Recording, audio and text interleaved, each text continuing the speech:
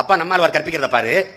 இங்க ஒரு முருங்கை மரம், ஒரு பசுமாடு ஒரு வீட்டில் இருந்தால் இந்த வீடு கடைசி வரை வறுமையை சந்திக்காது. இது எளிய உதாரணம்.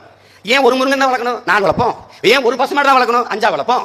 இப்ப இந்த பசுமாடு கண்ணு போட்டு பால் கறக்கிற நேரத்தில் முருங்கை உதிர்ந்து இலை உதிர்ந்து காய்க்காது. இந்த பருவத்தில் எங்க ஆத்தா அப்பத்தா எங்க பெரியத்தா சின்னத்தா 10 வீட்டுக்கு தெருவில் இருக்க 10 வீட்டுக்கு பாலை ஊற்றி 100 மில்லி இவ்வளவு 200 மில்லி இவ்வளவு 1/2 லிட்டர் இவ்வளவு வித்து காசை வாங்கி அவ இந்த இடத்துல இருப்பான். இந்த பசு கண்ணு குட்டி போடாம மறுபடியும் சென்னையாய் நிற்கும் பாரு. அந்த காலகட்டத்தில் முருங்கை புத்து கொத்து கொத்தா காய்ச்சிடும். இந்த காயை எடுத்து அந்த தெருவில் இருக்கிற சொந்தக்காரங்க சொத்துக்காரனுக்கு வித்து இந்த வறுமையை வீட்டுக்குள்ள அண்ட விடாம பாதுகாப்பல்ல. இதுக்கு பேரு தற்சார்பு பொருளாதாரம்.